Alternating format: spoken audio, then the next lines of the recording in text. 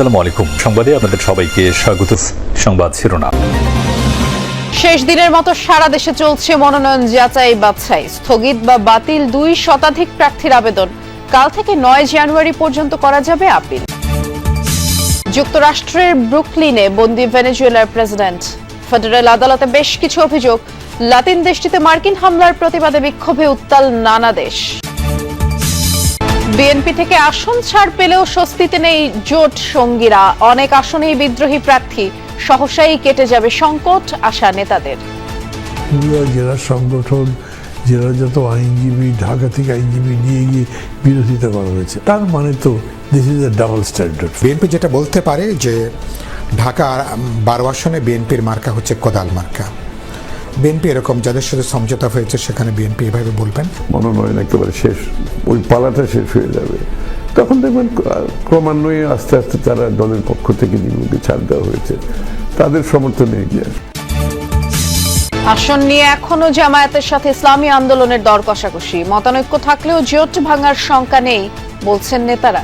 আমাদের মধ্যে যতটুকু সমস্যা হয়েছে অ্যালায়েন্সের ব্যাপারে আশা করি সমাধানযোগ্য এবং সমাধান হয়েও যাবে। স্ব অবস্থান থেকে প্রয়োজনীয় ছাড় দিয়ে হলেও ঐক্যটাকে ধরে রাখা এবং আসন সমঝোতাটাকে যাতে সবাই মেনে নেন, এই ধরনের একটা সিদ্ধান্তে পৌঁছার চেষ্টা করা হচ্ছে। হাড় কাঁপানো ঠান্ডায় জবুথবু দেশ। ঝিনাইদহে ঘন কুয়াশায় রেলিং ভেঙে নদীতে ট্রাক, 2 জনের মরদেহ উদ্ধার। কয়েক ঘন্টা পর স্বাভাবিক শাহজালালে বিমান ওঠানামা। ফোনে আড়ি পাতা ইস্যুতে টেলিযোগাযোগ অধ্যাদেশে সংযুক্ত হয়েছে নতুন বিধান। ইন্টারনেট সেবাকে মৌলিক অধিকার হিসেবে স্বীকৃতি দেওয়ার দাবি। যাচাই বাছাই শেষে ঢাকা জেলা ও মহানগরের 20টি আসনে দাখিলকৃত 238টি মনোনয়নের মধ্যে 75 জন প্রার্থীর মনোনয়ন বাতিল করা হয়েছে আর বৈধ ঘোষণা করা হয়েছে 163টি মনোনয়ন। আজ মনোনয়ন যাচাই বাছাইয়ের শেষ দিন হলেও গতকালই যাচাই বাছাইয়ের কাজ প্রায় সম্পন্ন করেছে বিভাগীয় কমিশনারের কার্যালয়। শেষ মুহূর্তে বাকি থাকা কিছু কাজ শেষে বিকেলে আনুষ্ঠানিকভাবে জানানো হবে চূড়ান্ত প্রার্থীদের তালিকা। রিটার্নিং কর্মকর্তা বা সহকারী রিটার্নিং কর্মকর্তার সিদ্ধান্তের বিরুদ্ধে 5 থেকে 9 জানুয়ারি পর্যন্ত নির্বাচন কমিশনে আপিল করা যাবে। 10 থেকে 18 জানুয়ারির মধ্যে আপিল শুনানি ও নিষ্পত্তি হবে। আর 20 জানুয়ারি প্রার্থিতা প্রত্যাহার করতে পারবেন প্রার্থীরা। এরপর 21 জানুয়ারি চূড়ান্ত প্রার্থী তালিকা প্রকাশ ও প্রতীক বরাদ্দ করা হবে। এরপর দিন অর্থাৎ 22 জানুয়ারি থেকে 10 ফেব্রুয়ারি পর্যন্ত প্রচার প্রচারণা চালাতে পারবেন প্রার্থীরা। যুক্তরাষ্ট্রের নিউ ইয়র্কে নেওয়া হয়েছে আটককৃত ভেনেজুয়েলার প্রেসিডেন্ট নিকোলাস মাদুরোকে। ধারণা করা হচ্ছে ব্রুকলিনের কুখ্যাত মেট্রোপলিটন ডিটেনশন সেন্টারে তাকে রাখা হয়েছে। বিভিন্ন গণমাধ্যম মাদুরোর হাত করা পড়া একটি ভিডিও ফুটেজ প্রকাশ করেছে। ভেনেজুয়েলা থেকে আটকের পর শনিবার যুক্তরাষ্ট্রে নেওয়া হয় মাদুরোকে।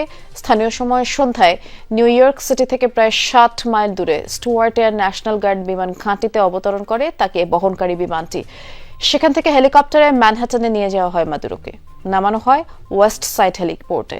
এরপর একটি ভ্যানে মার্কিন মাদক নিয়ন্ত্রণ সংস্থার অফিসে নেওয়া হয় ভেনেজুয়েলার প্রেসিডেন্টকে।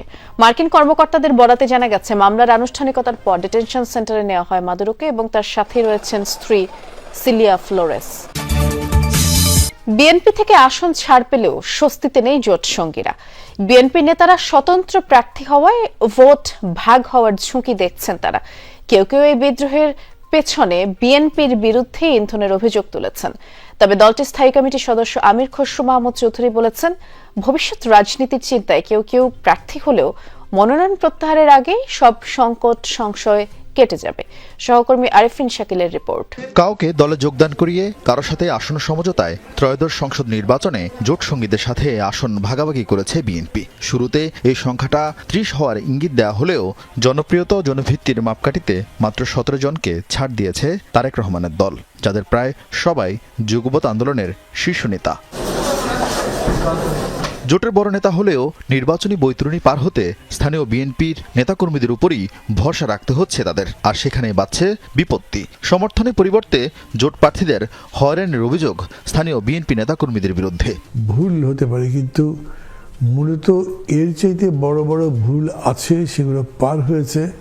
আর এইটার ব্যাপারে হয়েছে যে যদিও বিএনপির পক্ষ থেকে ঘোষণা করা হয়েছে যে সমঝোতার প্রার্থী হিসেবে আমি করব, কিন্তু তারা আবার নিজেদের পার্টির একজন প্রার্থী করে দিয়েছেন। এবং তারা সমস্ত শক্তি মিলিয়ে পুরো জেলা সংগঠন, জেলার যত আইনজীবী, ঢাকা থেকে আইনজীবী নিয়ে গিয়ে বিরোধিতা করা হয়েছে। তার মানে তো this is a double standard pure.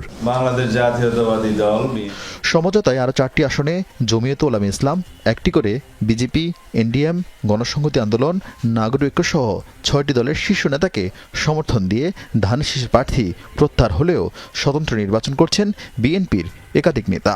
এমনকি বিএনপিতে যোগ দিয়ে ধানের শীষে নির্বাচন করা রাশেদ খান, ফরিদুজ্জামান ফরাদও স্বস্তিতে নেই। তো এটা তো অবশ্যই এটা খানিকটা অস্বস্তিকর। বিএনপি যেটা বলতে পারে যে ঢাকা 12 আসনে বিএনপির মার্কা হচ্ছে কোদাল মার্কা। বিএনপি এরকম যাদের সাথে সমঝোতা হয়েছে সেখানে বিএনপি এভাবে বলবেন। জনগণের বিপুল সমর্থনে ভোটারদের যাতে বেরিয়ে আসতে পারে বিএনপির রাজনৈতিক সাংগঠনিক প্রচারের অর্থে, সমস্ত অর্থে বিএনপি নিশ্চয়ই আন্তরিকভাবে উদ্যোগটা বিএনপি গ্রহণ করবে। এরই মধ্যে দলীয় সিদ্ধান্ত না মানায় রুমিন ফারহানা, সাইফুল আলম নীরব, হাসান মামুনের মতো 9 নেতাকে বহিষ্কার করেছে বিএনপি। তবু তাদের থামানো যায়নি নির্বাচনী দৌড় থেকে। তবে জোট সঙ্গীদের এখনই হতাশ হতে বারণ করেছেন বিএনপি নেতা আমির খুসরু। বিএনপির পক্ষ থেকে তো কোনো ধরনের এখানে হিপোক্রেসির কোনো কারণ নেই। যেখানেই আমাদের জোটের প্রার্থী দেওয়া হয়েছে সেখানে যদি দলের কেউ দাঁড়াচ্ছে তাদেরকে তো দল থেকে বহিষ্কার করা হচ্ছে। আর দলের পক্ষ থেকে যতটুকু সমর্থন দেওয়া সেটাতে সমর্থন অব্যাহত থাকবে স্বাভাবিকভাবে। যেহেতু আমরা ছাড় দিয়েছি, মনোনয়ন একেবারে শেষ, ওই পালাটা শেষ হয়ে যাবে, তখন দেখবেন ক্রমান্বয়ে আস্তে আস্তে তারা দলের পক্ষ থেকে যেগুলোকে ছাড় দেওয়া হয়েছে তাদের সমর্থনে এগিয়ে আসবে। আসন নিয়ে এখনো জামায়াতে ইসলামের সাথে দর কষাকষি চলছে ইসলামী আন্দোলনের। মত দ্বিমত থাকলেও জোট নিয়ে আশাবাদী দলের নায়েবে আমির। অন্যদিকে 2-3 দিনের মধ্যেই চূড়ান্ত আসন বন্টনের কথা জানিয়েছে দুই দলই। এক্ষেত্রে প্রার্থীদের বিজয়ী হওয়ার সক্ষমতাকে গুরুত্ব দেওয়া হচ্ছে। মতানৈক্য থাকলেও জোট ভাঙার শঙ্কা উড়িয়ে দিলেন নেতারা। সহকর্মী ফয়সাল মাহমুদের রিপোর্ট। ইসলামপন্থীদের ভোট এক বাক্সে আনার লক্ষ্যে গত সেপ্টেম্বরে আত্মপ্রকাশ করে 8 দলীয় জোট। নির্বাচনকে সামনে রেখে গণভোট সহ 5 দাবিতে বিভাগীয় সমাবেশ সহ ধারাবাহিক কর্মসূচি পালন করে দলগুলো।